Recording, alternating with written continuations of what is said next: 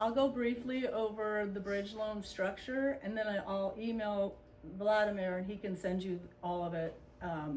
And it goes through it step by step, and it has an explanation of what a bridge loan is and how it works in very lay terms. It could be even shared with a borrower. So you call it bridge loans when you're taking private money? I call it a bridge loan because it's short term. And in the case of an owner-occupied purchase, the main reason why people use a bridge loan is they want to move either up or down or into a retirement community or something like that. They've got a ton of equity in their home and no cash in the bank to make a purchase. So what we do, and most of the time in the Bay Area, I'm finding most people don't even have a big mortgage on the property either. So it's just pure equity sitting there, and they're stuck there because they're especially when they're a little older, they get scared. Like, I'm going to go make an offer on this house, or I'm going to sell my house and have nowhere to live. Then I can make an offer. So what we do is we do one loan. We cross-collateralize both of the properties. We go in second position on their current property. We go in first position on the subject property.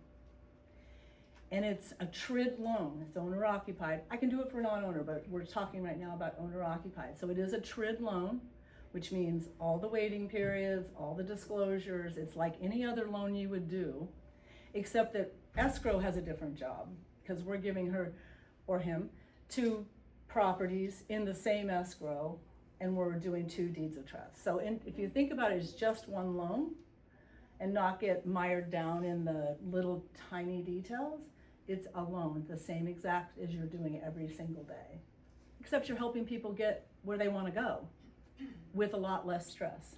So where is the counseling comes in? Why is there the counseling? That's required because it's a high-cost loan. And the interest rate is high. There's a couple points from the lender. It's whatever you're charging, so it hits the threshold of a high-cost loan, which it requires HUD counseling.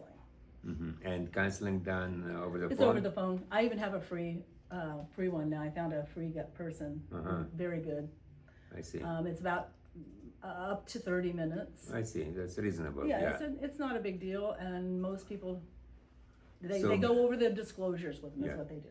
Yeah, because we have done it actually with Gary. There was no counseling, but he was a lender for this situation for 11 months. I needed to do owner occupied, and I think it's a very important tool. We just have to.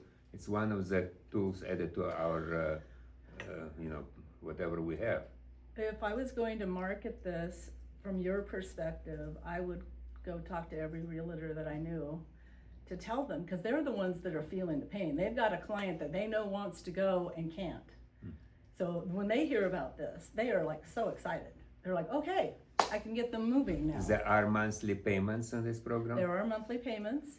I can tell you though that I can fund 100% of the purchase.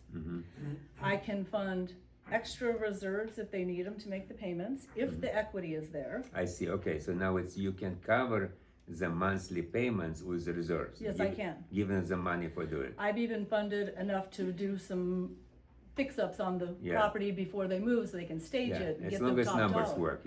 If the numbers work with the equity in between the 2 properties, it's the combined value of both properties, and we go to 75% loan to value, combined loan to value. So you would do an appraisal of both properties? Yes. It's right sizing. It's right sizing instead of downsizing. It's people that want to move to the smaller homes, and they have larger homes. So larger homes have enough equity to give them money for everything. Exactly. To buy new property, for reserves if it's necessary, and to cover closing costs. Okay, and I want to talk about that real quickly. Please remember this. So this is a regulation. It's not the lender's idea. On an owner occupied, I can fund all of the closing costs except the origination fees. Our fees. They have to come in with that. So we don't care where it comes from. It's not like we're doing season money. If somebody gives them the money to come in, I can give it, if there's enough room in the equity, I can fund it back and they walk out with cash. But it's some sort of regulation to protect the buyers, the borrowers. Can the seller of the new property, give them money for Yes. non-recurrent closing costs to Yes. be used for They that. they can do a Yeah, seller credit for that, yes. Yeah, okay. Anything, any earnest money deposit that is put up previous to us underwriting can be used towards that also. In terms of qualifying, what kind of criteria you use to qualify?